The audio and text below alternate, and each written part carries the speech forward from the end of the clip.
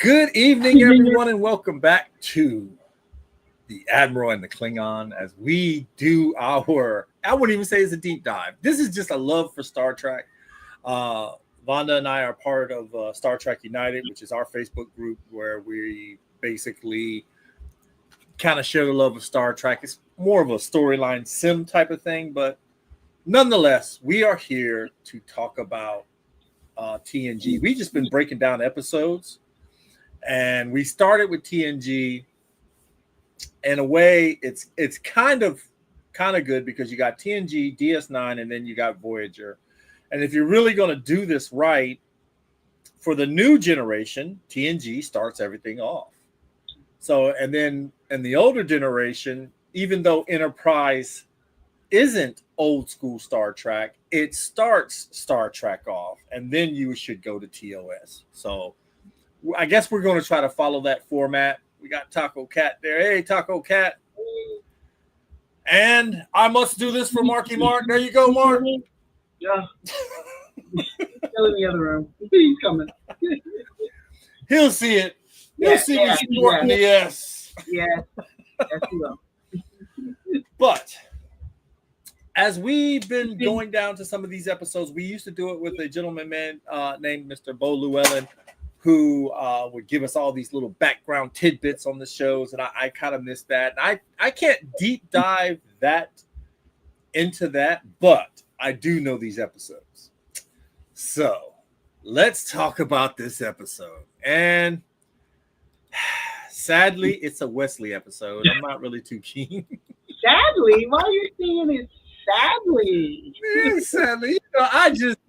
I've always, I'm on the thing like Picard, Shut up, Wesley. Yeah. It was like, to me, it was like the Wesley and Data show. And then they finally got Wesley out of there.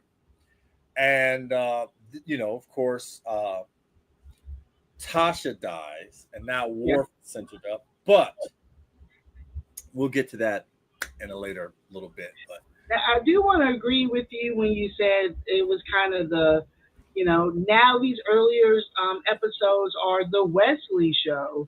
And I kind of feel like, kind of going up subject just a little bit, the movies was a Data show.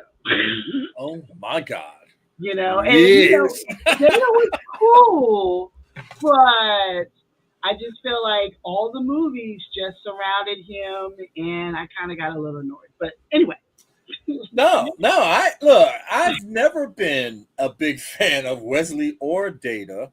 To be honest with you, I was the whole Troy Riker thing, because in the beginning it wasn't there. And then they kind of alluded to them trying to get back together. It was like a little soap opera. And then, of course, here comes Worf and Deanna. And I'm like, well, that could be interesting. Yeah. But, at the same time, I don't think Deanna would go for all that getting hit stuff. Yeah. Oh, not at all. Not at all. You know what I mean? I can see gentle Worf, gentle. He's a Klingon. What? Worf, gentle. You know what I mean? So, and back then, sadly, this is a period of kind of jaded TV.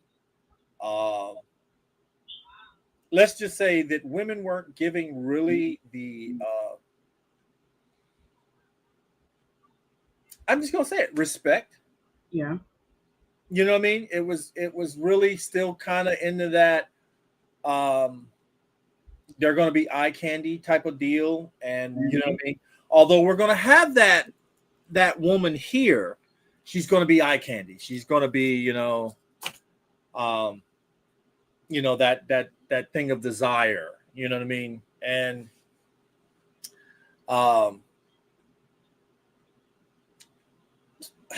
I think go ahead.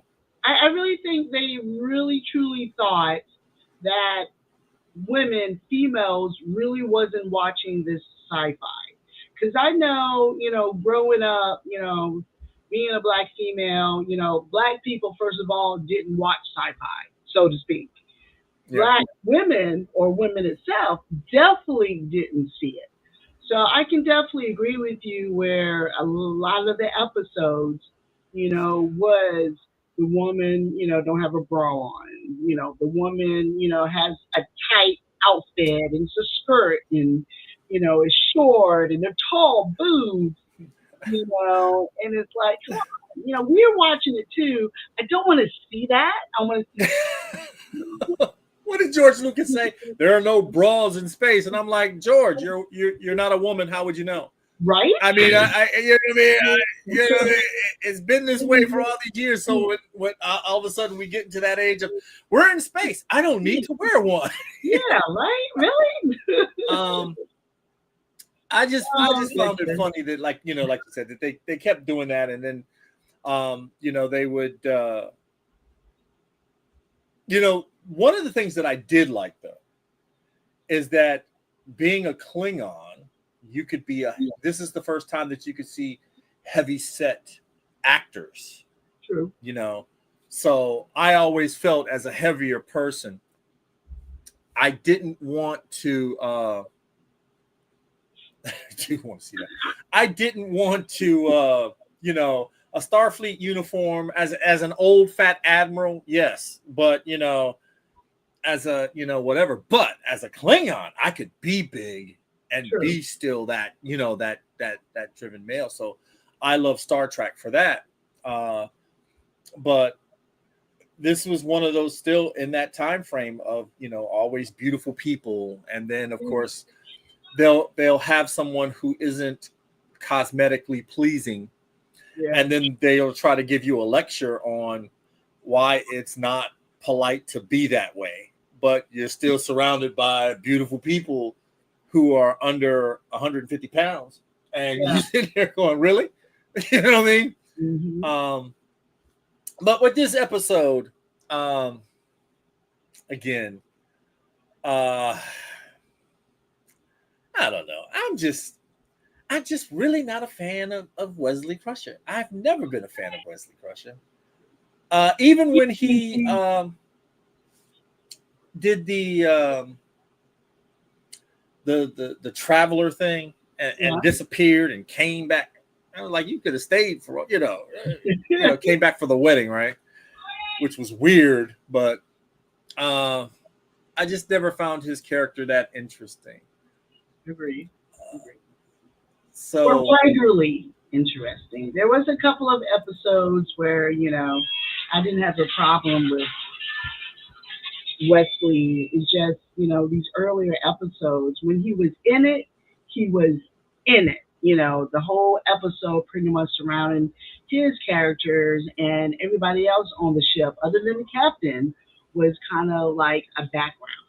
So that's kind of the only thing I didn't like this, whereas the newer, the older Star Trek, it was just the three, but this one, it was pretty much the first season or so, it was pretty much Wesley and Picard.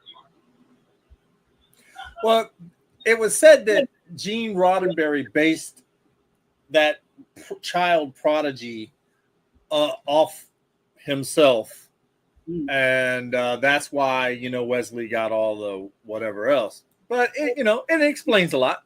You know what I mean? It explains a lot.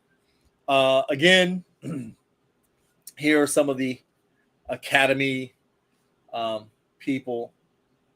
Well liked. Look at that. It's just, what I mean? You figure it would be a little bit better than that. But that first season was definitely about these two. Because you kind of wanted to know if like Picard was secretly Wesley's father because, Beverly, may have stepped out on the husband, or you know what I mean? But that Jack Crusher was Picard's best friend, and now he's pining for his wife. And little did we know, season 3 of Picard comes out. Yeah. Oh.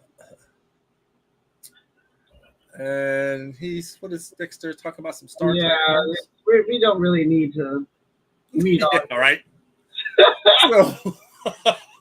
He's just jealous because he wants to be part of this, and he can't.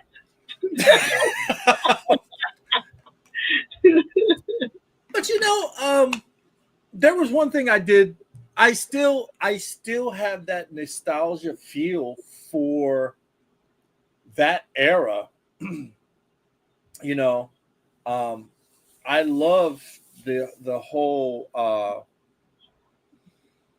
that whole bringing Starfleet forward into this new technology age of push screens and the data pads, which now are, of course, what they started out as, like, I guess Apple pads, and now everybody's got a tablet, and I mean it's pretty much like Star Trek.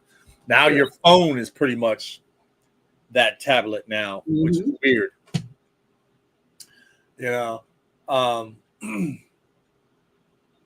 And then, of course, Wesley saving the day. And I get it. Him being the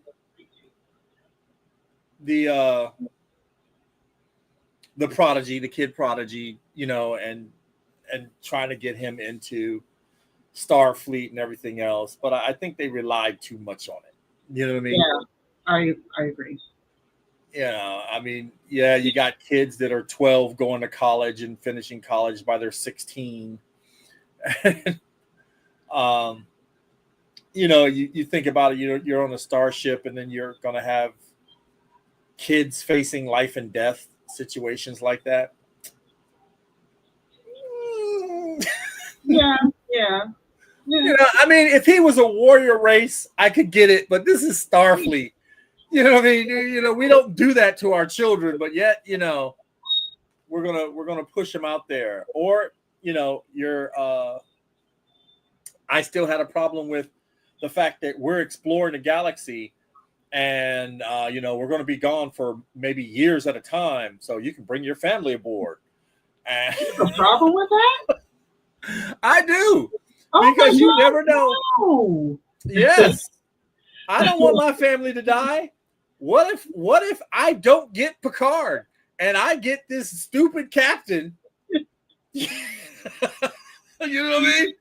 Okay, look, we all know in real life, military, when a spouse goes to another, gets stationed somewhere else for a year or 2 years, one of them, either the spouse that's stationed or the spouse that stays home, go out and play. And with them being on a starship, going off far away, I don't have the problem with the family there, because at the end of the day, that's what you sign up for. If you don't want to bring your family with you, I'm sorry, don't get married, don't have any kids.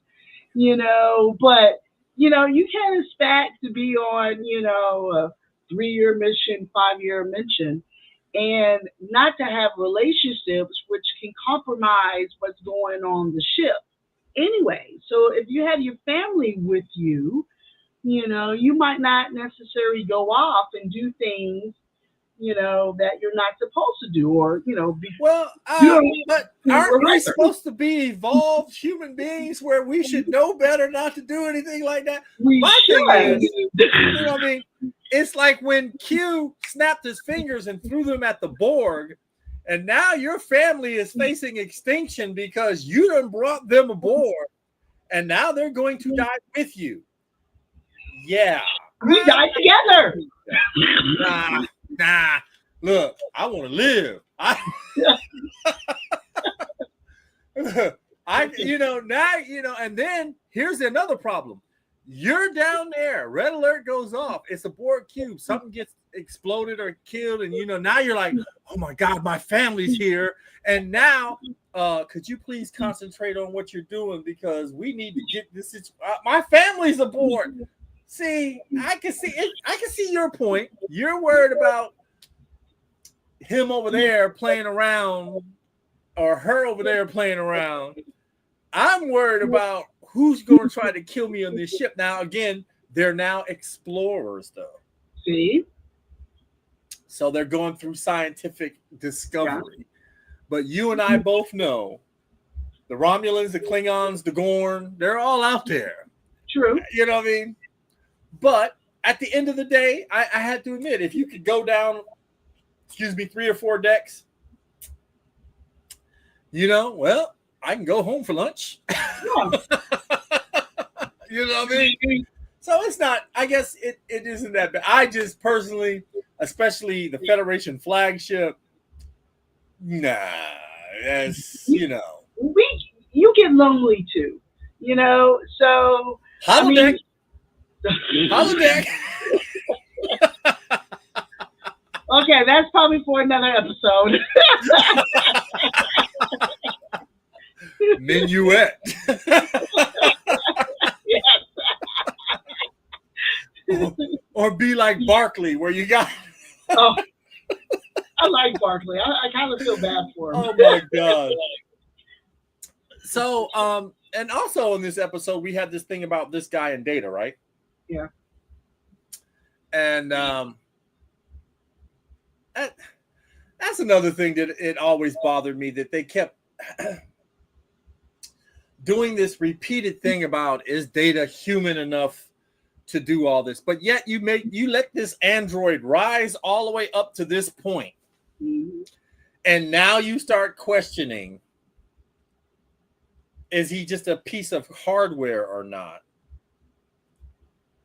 I kind of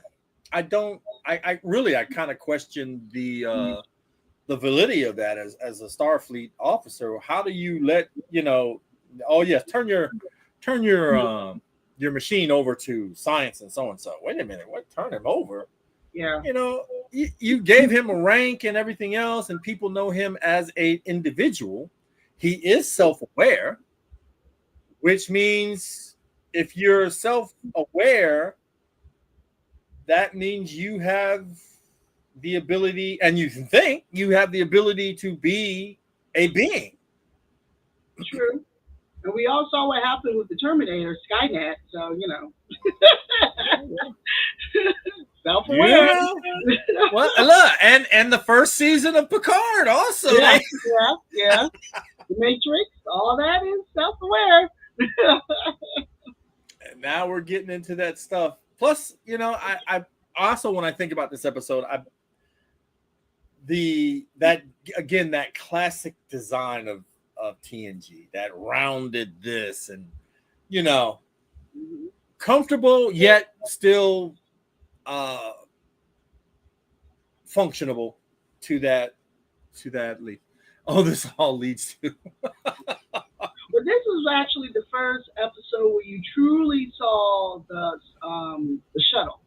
I actually read, so when the young man decided, pretty much to leave the Enterprise, I kind of read that you really didn't see the shuttle be in other episodes before this one, where it's kind of the 360 of the shuttle. So I thought there was a little information that I read when I Googled it.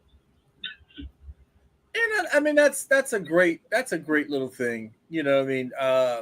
All those designs, especially when we get to, like the runabouts and everything else, and then the shuttle's getting a little bit bigger and bigger and bigger. But I just love those designs. I just love those old designs. I thought they were always, because I mean, the last time we saw one, it kind of looked like an eraser. Yeah. The old Galileo shuttle with 3 big TV screens. Mm-hmm. I agree. Isn't he the same guy that had the? Yes. God. I thought that too when I saw this episode. Yes. Yeah. It's okay to reuse the stars.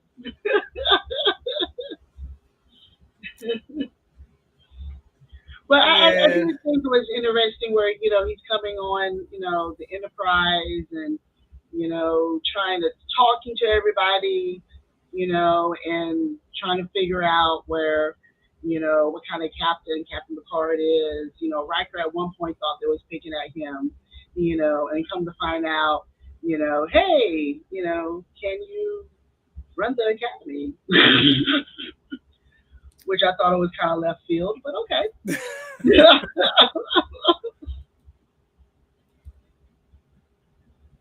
uh, mm, Yeah, and I think the scene right after this one, Picard tells Wesley, "Hey, look, I failed the test the first time too, but don't go around telling anybody." And I thought that was interesting because for Picard kind of always had issues with kids, and as in later on in in certain episodes and in the seasons, he kind of let his little I don't know. He kind of came down and didn't mind the kids as yeah, much. So coming of age, I guess, so to speak, with even though he was of age. Oh, look, yeah, the same yeah. episode. Look at that. There you go. There's that holodeck when you get lonely. But all in all, what do you think of this episode? What would you rate it? I mean, because it is a Wesley episode, Yeah. it will kind of be down on my list. But I think that's just mainly because they just showcase him a little bit more. I, you know, I kind of wish they didn't, because maybe if he was like some of the other characters where he was there and then he off screen and maybe he was in another episode, maybe his character wouldn't have gotten so much hate. Yeah. I for me, every now and then I get taken out of the moment, then I kind of go back into it because this is happening, or I saw something like, ooh, what is that? But all in all, again, I still will take some of these older episodes over half or most of anything that is out today. It's Yeah. just I had a new customer yesterday, who told me, he goes, well, the worst Star Wars anything is better than anything Star Trek. I said, hold it. Don't go there.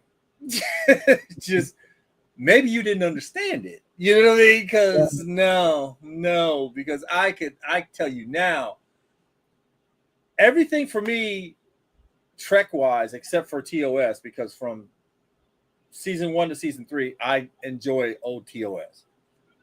Seasons 4 and beyond, on just about all the Trek except for Enterprise, because we only got 3 seasons of Enterprise, and we were going to get the Romulan War with Enterprise, and that would have blew Enterprise up.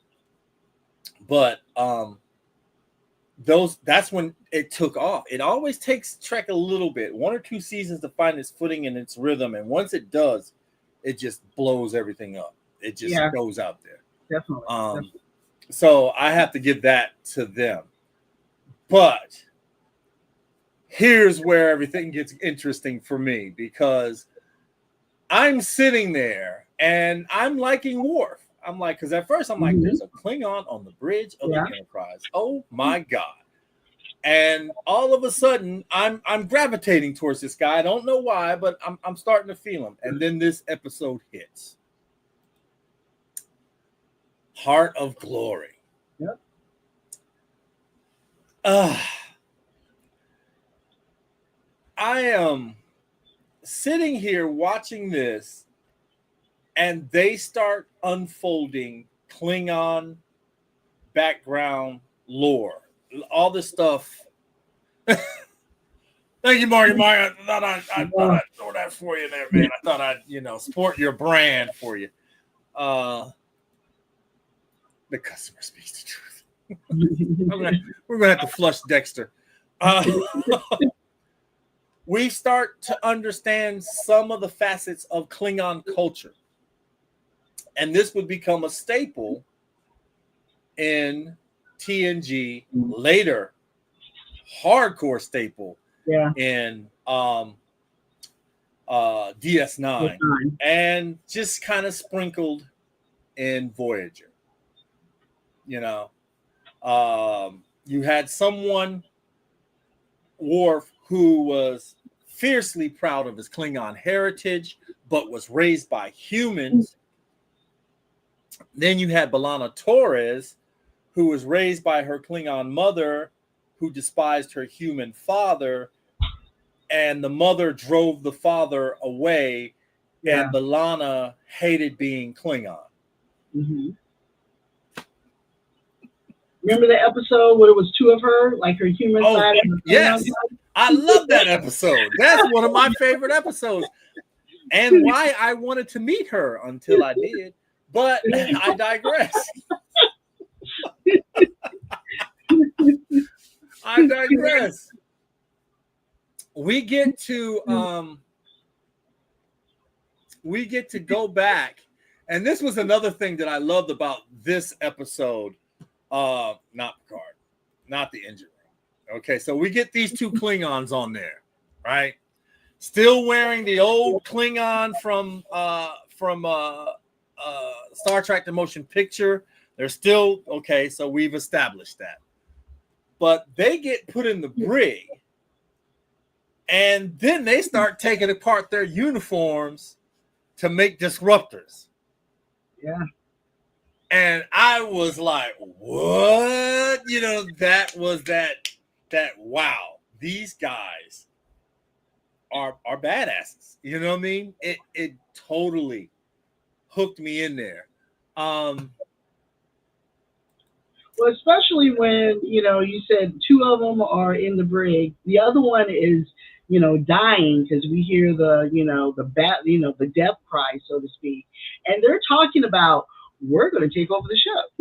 Yeah. I'm like, you realize it's the two of y'all and Worf, somebody's dying, and you actually think you're going to take over the ship? Really? Look, you got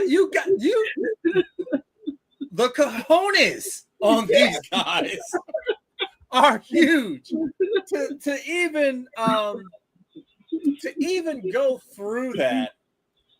Like you said, to do that, we're gonna take the ship, and it's that a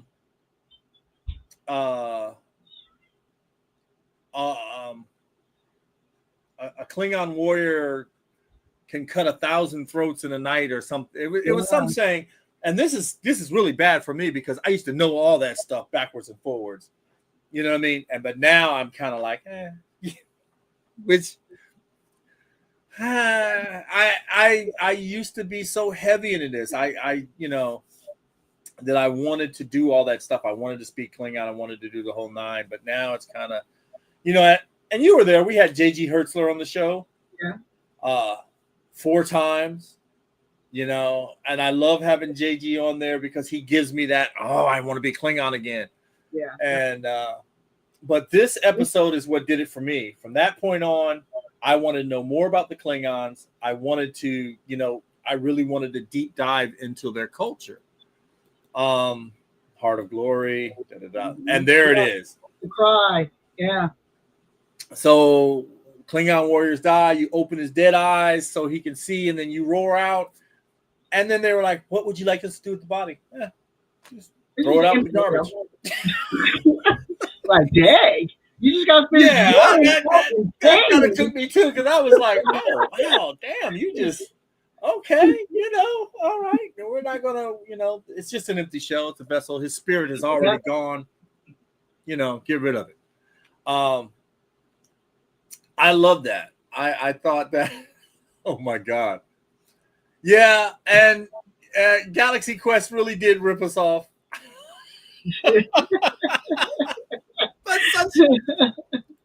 That was such a great take on Star Trek because a lot of those problems that happened behind the scenes was right there in that movie. Oh, yeah. And I had got Galaxy Quested at a convention just like that dude did. Wait a minute. Do I have it down here? Let me. Oh yeah, I do. I was Galaxy Quested. I sure was. Won't mention no names. You don't have to. But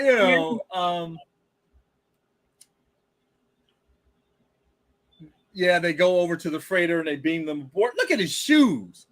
Look at that bad boy. They use similar shoes in Star Trek 6, I think. Mm-hmm. Chang had similar shoes, so they didn't do the battle cry when the ambassador died, so that was kind of interesting. But No, you remember what happened? They put him in chains. yeah.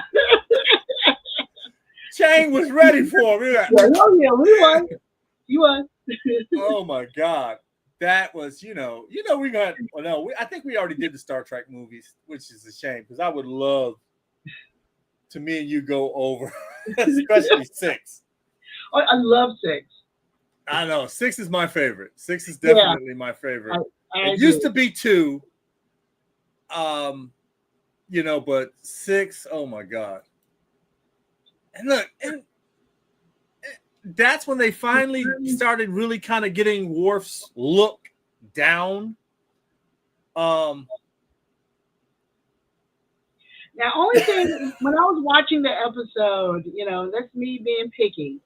His makeup in his head was like a darker brown, and then when he get down to his neck, it was a lighter brown. And I'm looking, and I'm like, y'all could have went a little bit further down. You could have made him one shade.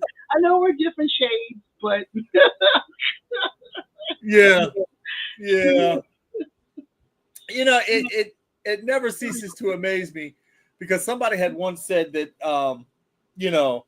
when you get people of color on there, automatically we're the ones with the appendages and stuff on our heads and all that other stuff, unless it's Vulcans, right? Yeah. And then here comes Tuvok, and I was like, oh, here we go. Here we go.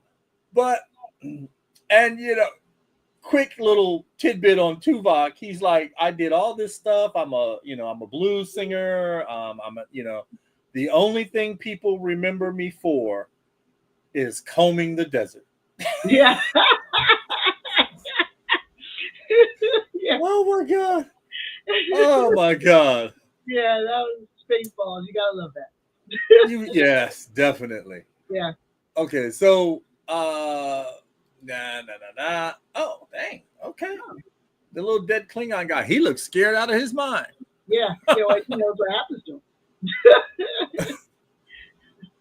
That's the last little picture. But nonetheless, this was for me a pivotal episode due to the fact that we got to the introductions of the Klingons, and not just the introduction to them, but a peek inside their nature, their honor code, their spiritual code, and it was something that just kept getting better as the episodes went along.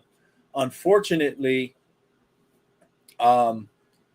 it took Gene Roddenberry's death for them to explore all these other issues, because Gene saw this utopia that I would love one day for us to get to. And it's a beautiful thing how he saw it, but sadly, I think human nature, I think, to be honest with you, I think we're all a bunch of crabs. I think we're in that bucket, and when you see one go up, one of us reaches up, pinches that one, and drags them back down. Sadly, not all crabs will do that, but enough to make us not get anywhere or work together enough to get out of that bucket and be free. So that's the sad part. But I would still take this science fiction over a lot of the science fiction. It is just the betterment of mankind. And when I say mankind, I mean everyone. Man, female, I mean, I know everybody's stuck on labels now, but everybody, no one really cares. And that was one of the things that I saw, you got to see the men, they were wearing the little dress like uniform as well as the women. And it wasn't anything to think about. You know what I mean? Whatever you felt comfortable in, as long as it was Starfleet issue, you were good to go. True. I have to. Wait a minute. Do you think that he arrives? Yeah, I actually do, Marky Mark. It was always said that he had a Bible of how he wanted to do things, and then Rick Berman had a little statuette of Gene Roddenberry on his desk, and when certain things came about, he would take a tie and wrap it around Gene's eyes, and let the production go forward. But it was just sad to see that. If you guys ever get a chance, there's this audiobook, 50 Years of Star Trek. It starts off with TOS, TNG, DS9, Voyager, and I think it does hit Enterprise. And some of the stories you're going to hear, because the sexism and stuff that was going on in some of the shows was going on to some of the actresses. And it's just really sad, because when you see it, you know, I truly believe Captain Kirk and Leonard Nimoy and all them, I believe they were all friends. And no, they were not. Yeah. You know, it was a sad truth. They just weren't. You know what I mean? Now the Next Generation cast, like that. Yeah, Voyager cast, like that. Yeah. Well, except for the two now. But, yeah, they all get together, have dinner, and do all this stuff when they're in town. They talk to each other. Yeah. You know what I mean? Who wouldn't want to work with somebody like that? You know? And I think that's kind of the thing that really makes it good. And again, for those of you who have not ventured to see it, I would suggest you watch season 1 of Picard and season 3 of Picard. And if you're not feeling it, season 3 will carry you to where you need to go. That was definitely. A season of Star Trek. That's something that I need to own before they get rid of all physical media.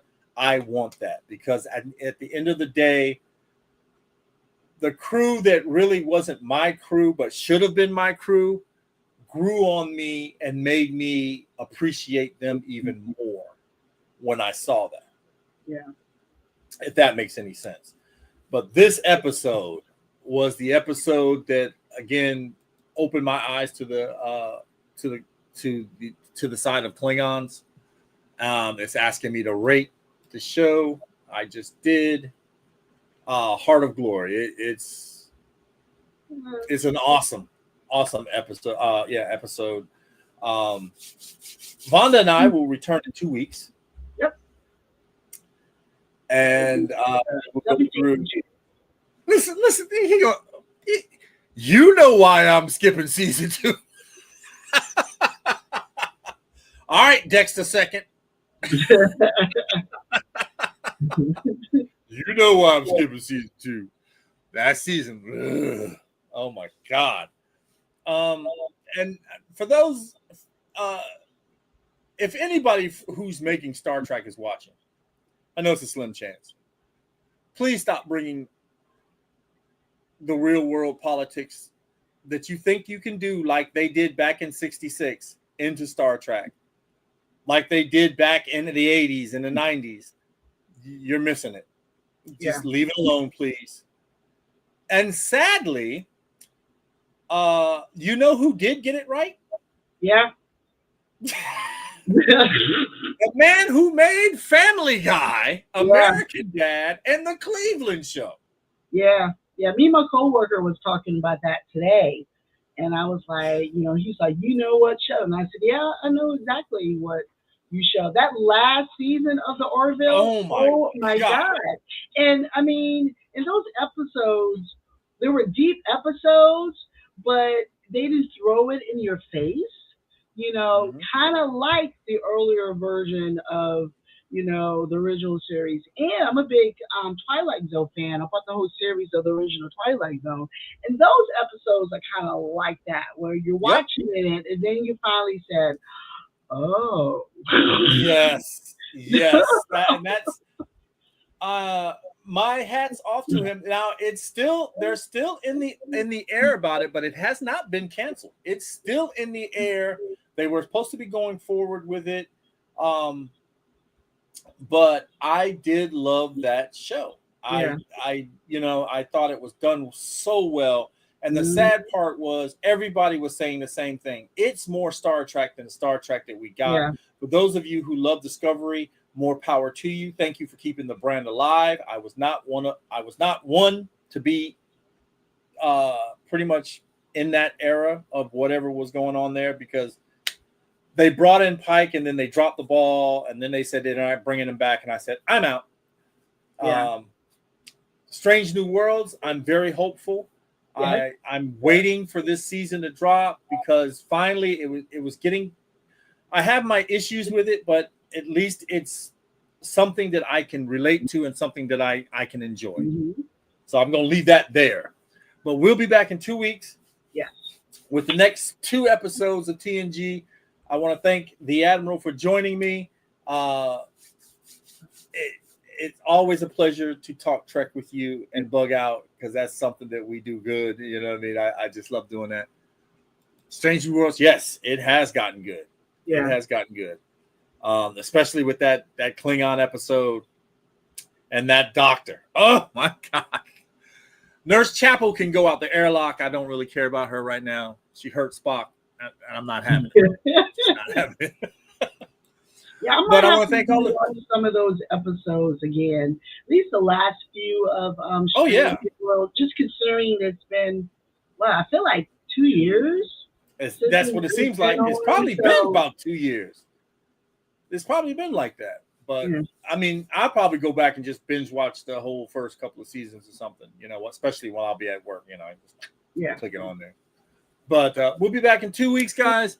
Enjoy your night. Thank you for hanging out with us, and enjoy some Star Trek. Bye.